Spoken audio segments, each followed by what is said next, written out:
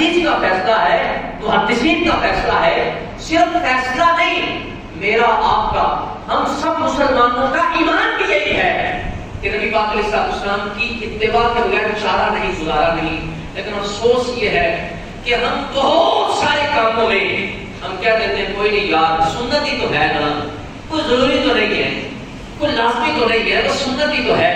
حالانکہ نبی کریم علیہ السلام کا فرمان ہے العمائم تیجان المسلمین، حضور فرماتے ہیں امامہ مسلمانوں کا تاج ہے، یہ امامے کی شان ہے۔ اور پھر ارشاد فرمایا امامے کا وقار رتبہ اتنا بڑا ہے، نبی پاک علیہ السلام کا فرمان ہے امامہ بند ہو تمہارا علم بڑھے گا، قوت برداشت بڑھے گی۔ مجھے یہ بتائیں، اگر کسی بندے کے اندر قوت برداشت آ جائے، اس بندے کے اندر حوصلہ آ جائے، اس بندے کے اندر علم آ جائے، تو اس کا کیا گھر نہیں بسے گا، اس کی دکان نہیں چلے گی۔ اب بعض لوگ تو ایسے ہیں کہ اگر دکان پہ آئے اور بتا لڑ جھگڑ کے بتا اس کو بھیج دے تو اگلی بار آئے گا دکان پہ، کبھی بھی آئے گا۔ یعنی امامے سے بندے کا وقار، علم یہ بڑھتا ہے، بندے کی قوت برداشت بڑھتی ہے۔ اور جہاں تک داڑھی شریف کی بات ہے تو داڑھی تو نبی پاک علیہ السلام کی سنت ایسی ہے جو مؤکد سنت ہے، واجب سنت ہے۔ یعنی بعض سنتیں ایسی ہیں کہ ان کے بارے میں ہم کہہ دیتے ہیں کہ آپ کریں کریں، نہ کریں نہ کریں، اگر کر لیں گے تو ثواب ملے گا، نہ کریں گے تو کوئی حد نہیں۔ داڑھی شریف کی سنت ایسی نہیں ہے، اس کو کرنا لازم ہے، ضروری ہے، اگر نہیں کریں گے تو گنہگار ہوں گے۔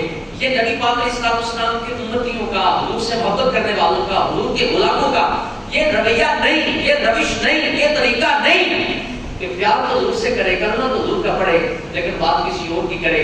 روایتوں میں آتا ہے، حدیث پاک میں آتا ہے کہ اللہ تبارک و تعالیٰ کے فرشتے کیا کہتے ہیں، اللہ کے فرشتے یوں کہتے ہیں کہ بنی آدم کے وہ مرد کتنی عظمت و شان والے ہیں جن کو اللہ تبارک و تعالیٰ نے داڑھیوں سے زینت عطا فرمائی ہے۔ یہ رب کے فرشتے کہتے ہیں، یعنی داڑھی شیب یہ مرد کی زینت ہے، یہ اس کی شان و شوکت ہے، یہ اس کی خوبصورتی ہے۔ سب سے پہلے اقوام میں، امتوں میں، قوموں میں سب سے پہلے جس نے داڑھی تراشی، داڑھی جھڑوائی، چہرہ صاف کیا، داڑھی کٹوائی، یہ قوم لوط نے کیا تھا۔ آپ جانتے ہیں قوم لوط کے کام کیا تھے؟ کہ حضرت ابراہیم علیہ السلام اور حضرت لوط علیہ السلام کا زمانہ ایک ہے، نبی الگ الگ تھے، زمانہ ایک تھا۔ اور حضرت لوط علیہ السلام کی قوم تھی کہ جو مرد کے ساتھ بدفعلی کرتے تھے۔ شیطان نے سب سے پہلے جو چہرہ صاف کروایا ان کا کروایا، اور اس حرکت کی وجہ سے وہ بدفعلی کرتے تھے، گناہ کرتے تھے، آسمان سے ان پر پتھر برسائے گئے، پتھر برسائے گئے ان پر آسمان سے، ٹھیک۔ اور ہمارے یہاں بالخصوص پاک و ہند میں یہ کام کیا ہے، کروایا ہے، تو انگریز بدبخت نے کروایا، غیر مسلموں نے کروایا۔ آہستہ آہستہ چلتے چلتے انہوں نے کہا ان کے سینوں سے ایمان ویسے تو ہم نکال نہیں سکتے، تو یوں آہستہ آہستہ ہمارے چہرے صاف ہوئے، اور اب چہرے صاف ہوتے ہوتے ہوتے ہوتے آج ہمارے سینے صاف ہیں۔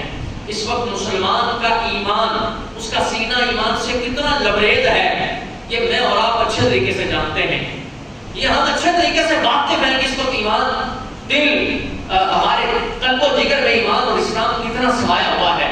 ہمیں نبی پاک علیہ السلام کا فرمان، یہ تو ہمارا ایمان ہے کہ داڑھی رکھنی چاہیے، لیکن یہ ذہن ہم نہیں بناتے کہ یار اگر اس داڑھی شریف نہ رکھنے کی وجہ سے نبی پاک علیہ السلام اگر ہم سے ناراض ہوئے، اگر آپ نے ہم سے چہرہ پھیر لیا تو ہم کہاں جائیں گے، پھر کس کو منہ دکھائیں گے، جائیں کہاں، پکارے کسے، کس کا منہ تکیں، کیا پرسش اور جا بھی سکے، بے ہنر بھی ہے۔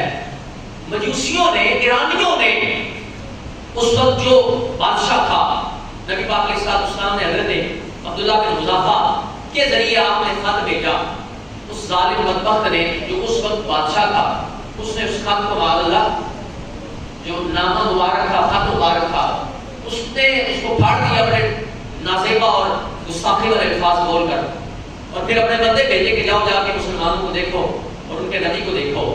جو بندے مجوسیوں، کافروں کی طرف سے آئے، ان کی مونچھیں بڑی ہوئی تھی، جو ان کے جو لب تھے، ان کے ہونٹ تھے، وہ مونچھوں کی وجہ سے چھپے ہوئے تھے، اور داڑھی بالکل صاف کی ہوئی تھی.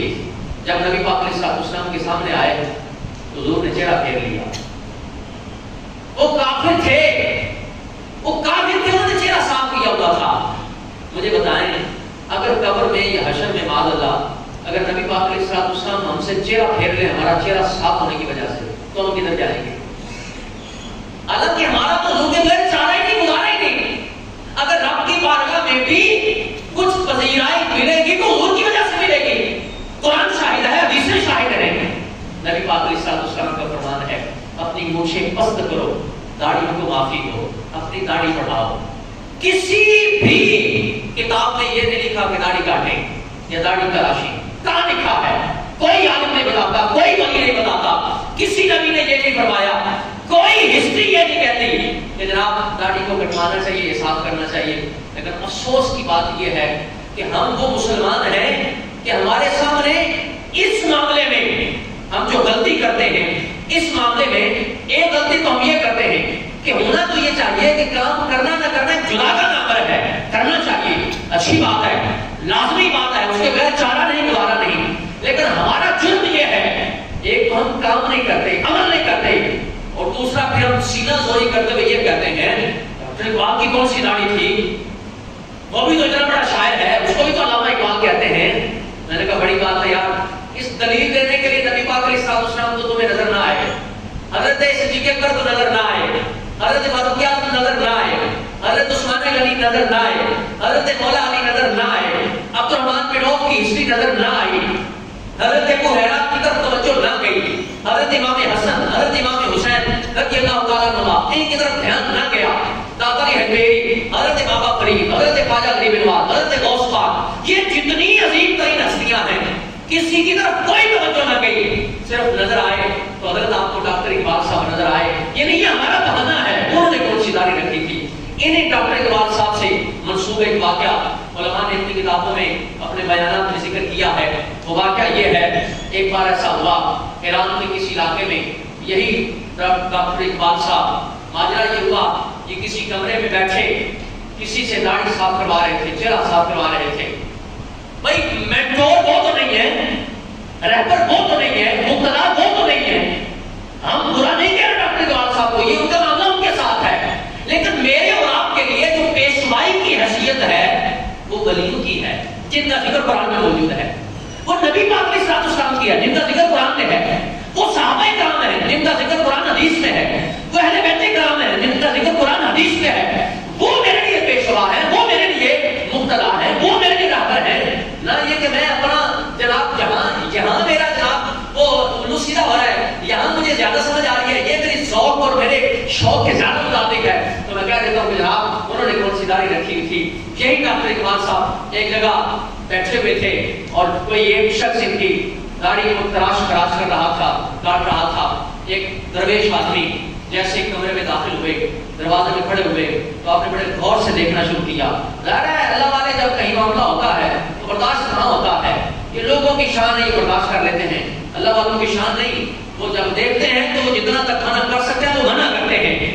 جب آپ نے غور سے دیکھا تو حضرت ڈاکٹر اقبال صاحب نے فارسی میں جملہ کہا, کہنے لگے مولانا روئے خود میں اپنا چہرہ تراش رہا ہوں, میں اپنا چہرہ صاف کر رہا ہوں.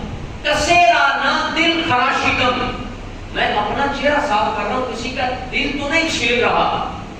درویش جو تھے انہوں نے بڑی حاضر جوابی سے جواب دیا. جواب دے کے فرمانے لگے ٹھیک ہے تم کسی کا دل نہیں چھیل رہے لیکن مصطفیٰ کا دل ضرور چیر رہے ہو. ڈاکٹر صاحب کہنے لگے مولانا کے اس جواب کا میرے پاس جواب کوئی نہیں تھا اور اس کا جواب بھی کوئی نہیں ہے. یار حضور کی سنت, حضور کا طریقہ تو یہی ہے نا, تو چہرہ سجایا جائے. پھر ہم کبھی یہ بھی کہہ دیتے ہیں اللہ جانے کس, اللہ ہدایت دے لوگوں کو, وہ جی اسلام میں داڑھی ہے, داڑھی میں اسلام نہیں. تو میں نے کہا ٹھیک ہے, اگر جی چرانے کے لیے اور بہانہ بنانے کے لیے یہ بات کہہ دو تو پھر ٹھیک ہے, ہم ہر بات نہیں کہتے ہیں. نماز اسلام میں ہے, نماز میں اسلام نہیں. پھر حج اسلام میں ہے, حج میں اسلام نہیں. پھر قرآن اسلام میں ہے, قرآن میں اسلام نہیں. پھر ہم ساری باتوں کے بارے میں کہتے ہیں بھائی اگر داڑھی میں اسلام نہیں, نماز میں اسلام نہیں، قرآن میں اسلام نہیں، حج میں اسلام نہیں، صدقات و خیرات میں اسلام نہیں، تو کیا رشوت میں اسلام ہے؟ کیا سود خوری میں اسلام ہے؟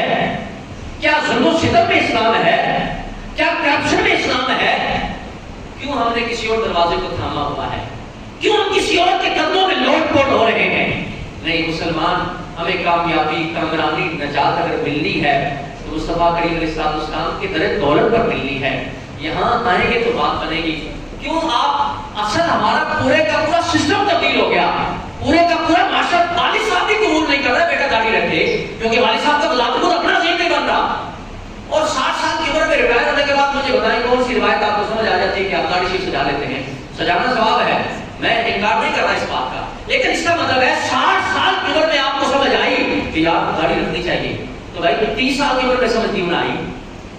کیا 30 سال میں ہم معلومات قرآن کے منکر ہیں؟ ہم عادی ہو چکے ہیں نرم نرم بات کا، شعر و شاعری کا، سوکھی سوکھی باتوں کا، بس جنت میں بھیجے جائیں، شعر سناتے جائیں اور فضیلت والی بات سناتے جائیں، بس یہی کہتے جائیں فلانا بھی جنت میں جائے گا، فلانا بھی جنت میں جائے گا، 1 روپیہ کسی کو کھلا دو تم جنت میں جاؤ گے، 10 روپے مسجد دے دو تم جنت میں جاؤ گے، پڑوسی کو یہ چیز کھلا دو جنت میں جاؤ گے. ان تمام چیزوں کی فضیلت ہے، لیکن اے بندہ خدا کبھی یہ بھی تو سوچنا چاہیے کہ میرا اپنا کردار کیسا ہے، سر سے لے کر پاؤں تک میں کدھر جا رہا ہوں، کیسی میری کیفیت ہے. ان چیزوں کو ہمیں خود بدلنا چاہیے، خود دھیان کرنا چاہیے. اور ہمارا ایمان بھی ہے، ہم مانتے بھی ہیں، لیکن ہماری مثال اس بلی اور اس کبوتر کی ہے جو بلی کو دیکھ کر آنکھیں بند کر لیتا ہے کہ وہ مجھے تو دیکھ نہیں رہی، اور پتہ اس سے تب چلتا ہے جب وہ آ کر گردن سے دبوچ لیتی ہے. مرنا ہے میرے دوست، قبر میں جانا ہے، آخرت میں جانا ہے. کیا ہوا یار اگر 4 دن ایسے گزر جائیں گے، لیکن کل قبر میں تو چین سے رہے گا، وہاں تو سکون سے رہے گا، آخرت میں تو سکون سے رہے گا. نبی پاک علیہ السلام کا فرمان ہے، خوبصورتی ساری حضور کے فرمان میں ہے.